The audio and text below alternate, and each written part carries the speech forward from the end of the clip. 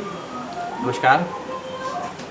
आज के वीडियो में आपसे वाद विवाद के विषय में होने वाले एक प्रतियोगिता के विषय में कई लंबे समय के बाद किसी विश्वविद्यालय में आयोजित हो रही एक वाद विवाद या कहें कि कोरोना के समय में किसी मार्ग का चयन कैसे करना है किसी समस्या के समाधान के लिए, उसी क्रम में केंद्रीय विश्वविद्यालय के द्वारा आयोजित हो रही है ये वाद विवाद प्रतियोगिता का विषय आपको पता लग गया है। विषय के विषय में आपको 5 मिनट बताऊंगा और उसके विषय की नियमावली बताऊंगा और कैसे इस विषय के पक्ष विपक्ष में अपने तर्कों को और तथ्यों को प्रस्तुत कर सकते हैं, उसकी विषय में भी थोड़ी सी बात करेंगे।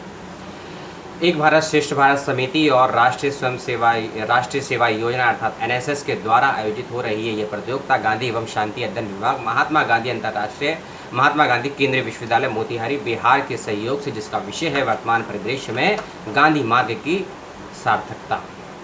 विषय ये कहता है गांधी मार्ग की सार्थकता। नियम के विषय में बताऊंगा आगे। सबसे पहले विषय को आप समझिए।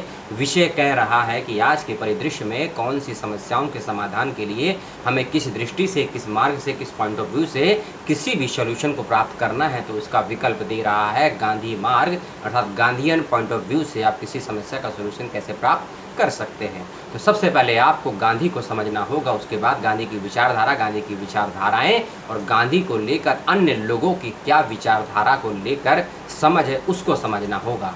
आप किसी भी व्यक्ति को पढ़ने से पहले सबसे अच्छा है उस व्यक्ति के बारे में पढ़े कि वह व्यक्ति क्या था और उसके जीवन के कौन से ऐसे कार्य थे जो व्यक्ति में श्रेष्ठता के गुणों को बोते हैं या व्यक्ति के चरित्र को नुकसान पहुंचाते हैं। तो सबसे पहले आपको गांधी को समझना होगा और गांधी के उस महात्मा वाले रूप को समझना होगा जिसने मोहन से महात्मा तक की यात्रा गांधी को प्रदान की। और एक गांधी जैसा व्यक्ति महात्मा गांधी के रूप में अफ्रीका से लौटता है, भारत आता है और रविंद्रनाथ टैगोर जैसा व्यक्ति उनके लिए महात्मा शब्द का प्रयोग करता है। और नेताजी सुभाष चंद्र बोस 1945 के युद्ध के बाद गांधी जी को राष्ट्रपिता की उपाधि देते हैं। तो उस गांधी की बात हमें करनी है अपने विषय को लेकर, क्योंकि विषय कहता है कनकरेंट आज के समय में किस परिदृश्य में गांधी मार्ग सार्थक है और नहीं है।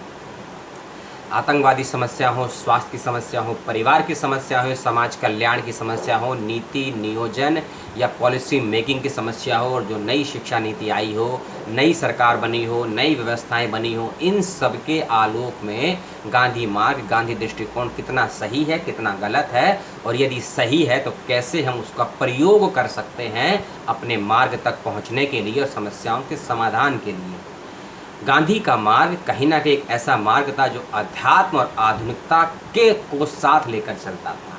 याद रखिए, गांधी जी हमेशा अध्यात्म और आधुनिकता के पक्षधर थे, विज्ञान के पक्षधर थे, तकनीकी के पक्षधर। वह उस सीमा तक थे कि जिससे लोगों का जीवन स्तर कमतर ना हो। लोगों के जीवन की आवश्यकताएं पूरी करने के लिए तकनीक ज़रूरी है, लेकिन लोगों के जीवन को उसकी लत लग जाए, इसके गांधी विरोधी थे। गांधी जी विकेंद्रीकरण के विरोधी नहीं थे, गांधी जी केंद्रीकरण के विरोधी थे।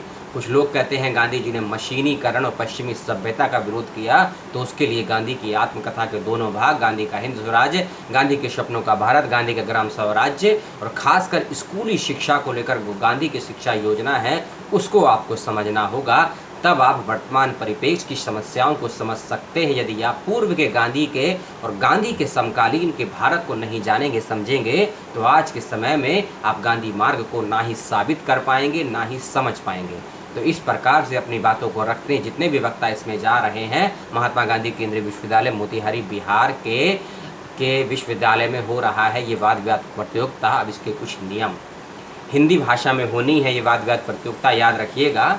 और संख्या अधिक होने पर प्रतिभागियों की तो आपको एक छोटा सा ऑडिशन देना होगा, एक ट्रायल देना होगा जो कि संस्थान आपके लेगा।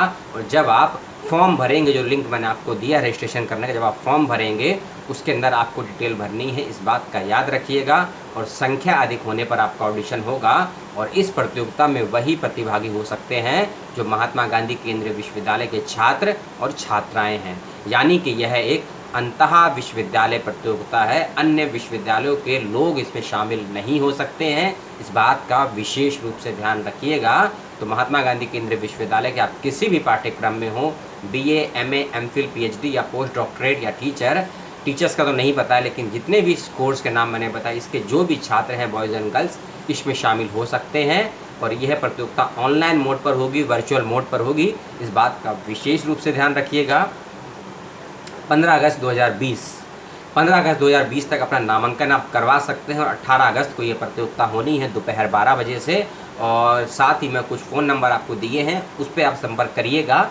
इस प्रतियोगिता के विषय में कोई और जानकारी चाहते हैं और मैंने जो जानकारी दी है उसको लेकर कोई सवाल जवाब, टीका टिप्पणी हो या विषय के किसी पक्ष पर आप कोई जानना चाहते हैं, समझना चाहते हैं, मुझसे ज़रूर संपर्क करें। पिछले 12 वर्षों का वाद विवाद का अनुभव है देश के 5 विश्वविद्यालयों का, तो उसके आधार पर कुछ जानना सुनना चाहते हैं तो ज़रूर से ज़रूर संपर्क करें। इस वीडियो को देखा और पसंद किया, बहुत बहुत धन्यवाद।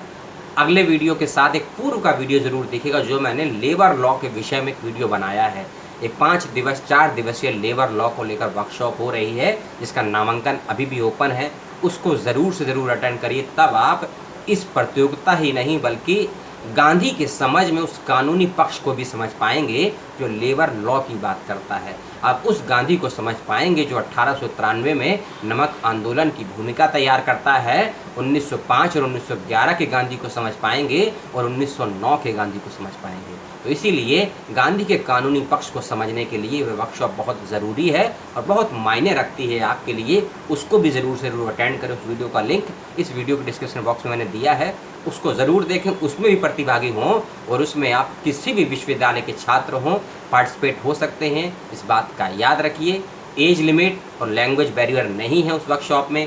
इस वाले वाद विवाद में लैंग्वेज बैरियर भी है और यूनिवर्सिटी का बैरियर भी, इसलिए उसी यूनिवर्सिटी के हिंदी भाषी लोग इसको अटेंड करिएगा। इस बात का ध्यान रखिएगा। लेते हैं विदा, अगले वीडियो में मिलते हैं। धन्यवाद। जय हिंद, जय भारत।